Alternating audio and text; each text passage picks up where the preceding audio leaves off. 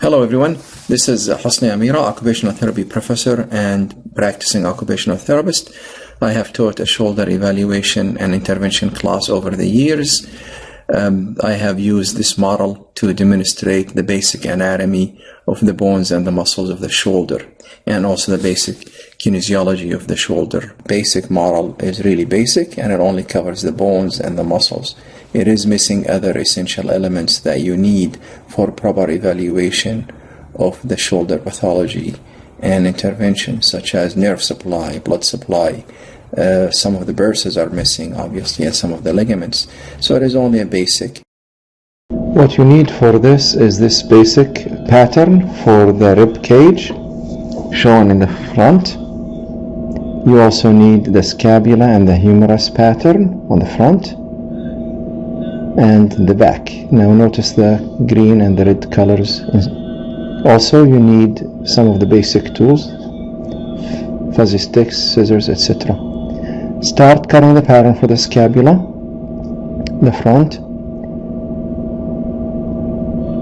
and also it's lined up with the back. Basically what we are doing is cutting on the solid lines and start folding on the dotted lines.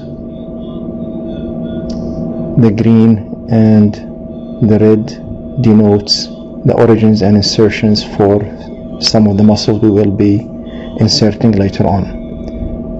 The red is origin for the muscles and the green is insertions. Now again we fold on the dotted lines. Wherever we do need, we use glue or tape to stick the model. Now this is the model for the scapula with the acromion. Do some color touch-ups if needed. Set it aside, and now we move on to same thing. Cut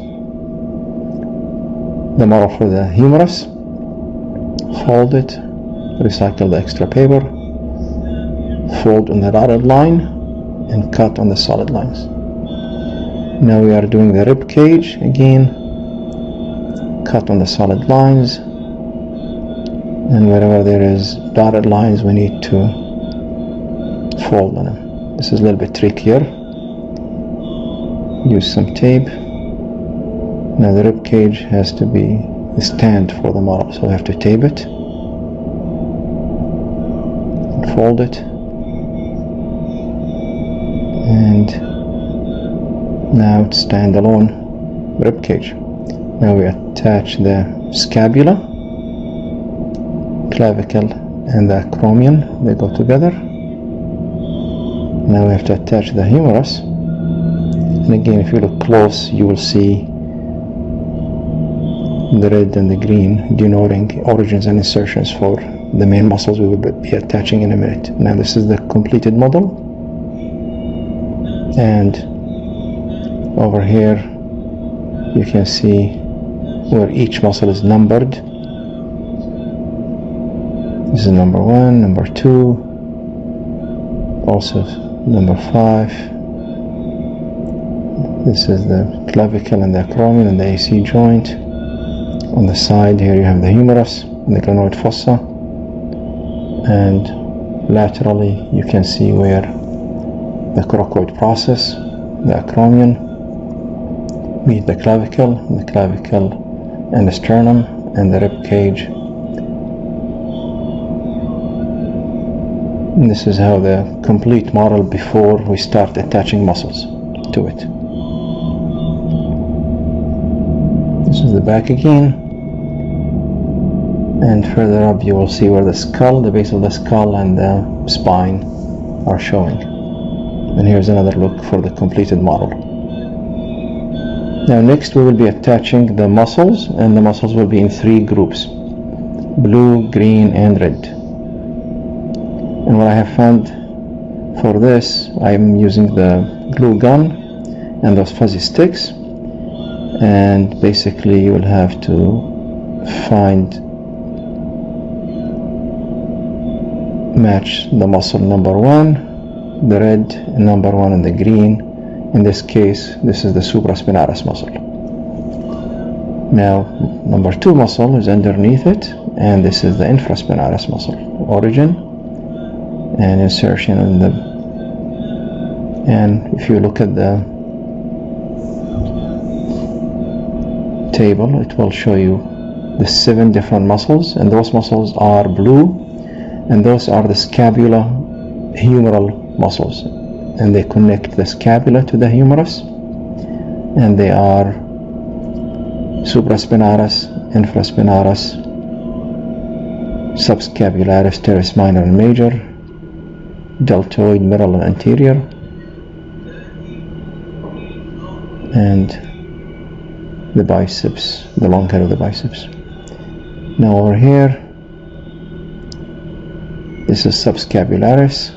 It originates on the subscapular fossa and inserts on the lesser tuberosity of the humerus.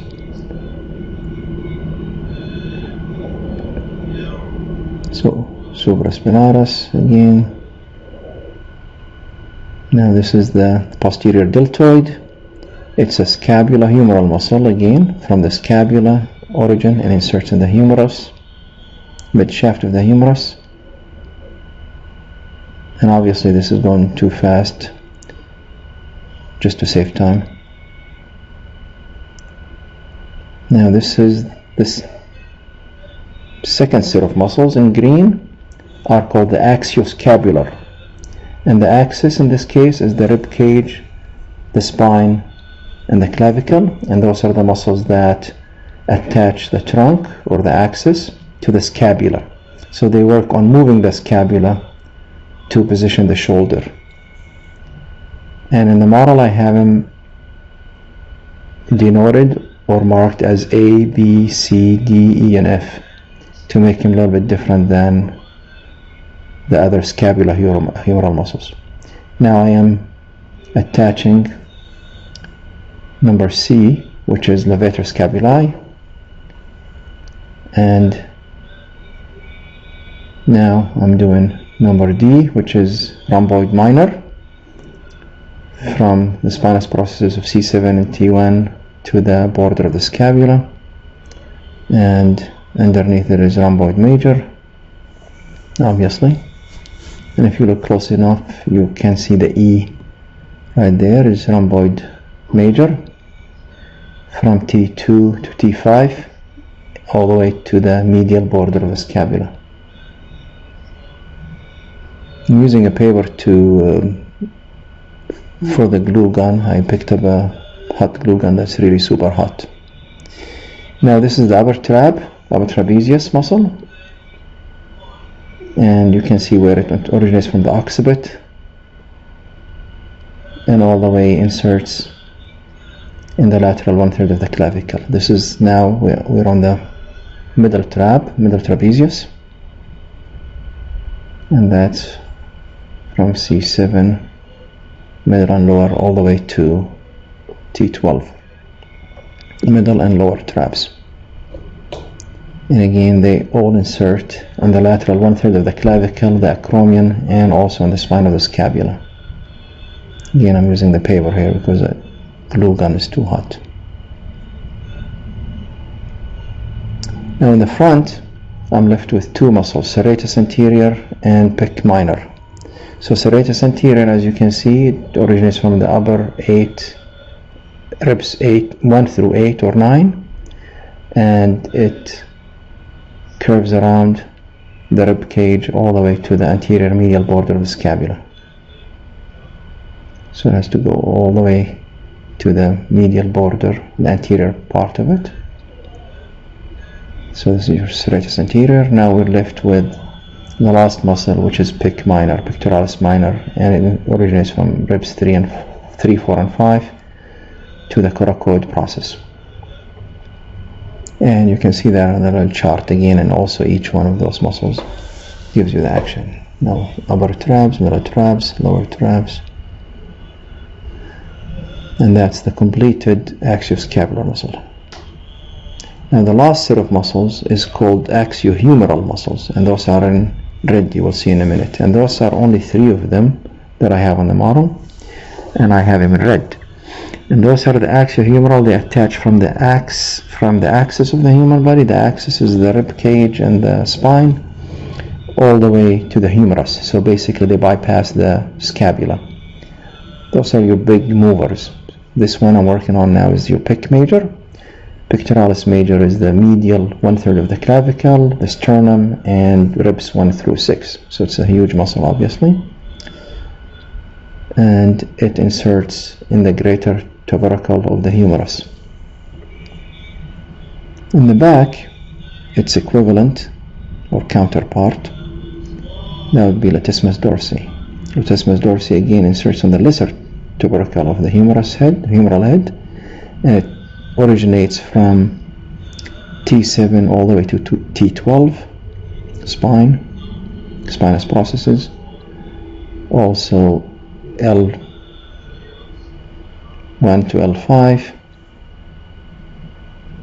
and also catches an origin from the last 3 ribs, and even the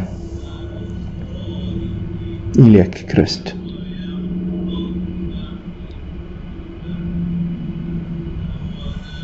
Now the last one is the anterior deltoid, and it qualifies as an axiohumeral because the clavicle is considered part of the axis rather than part of the scapula.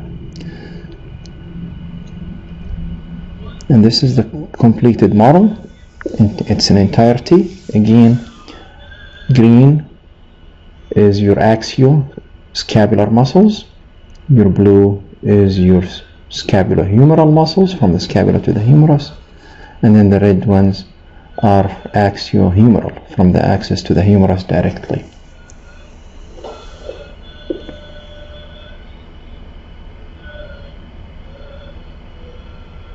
One more time, this is your pectoralis major.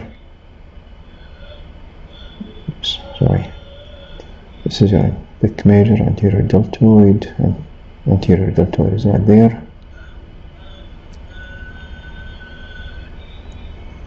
And on this is your serratus anterior all the way to the medial border of the scapula, underneath, laterally. On the lateral you have your middle deltoid and your posterior deltoid in blue, and on the posterior, on the back of the dorsal aspect, you have your upper trabes, middle trapezius, and lower trapezius. And this is again part of the axioscapular muscles.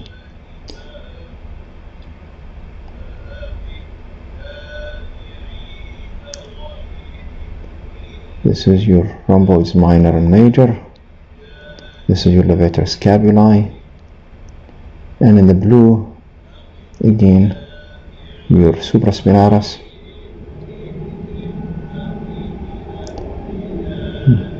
and your infraspinatus,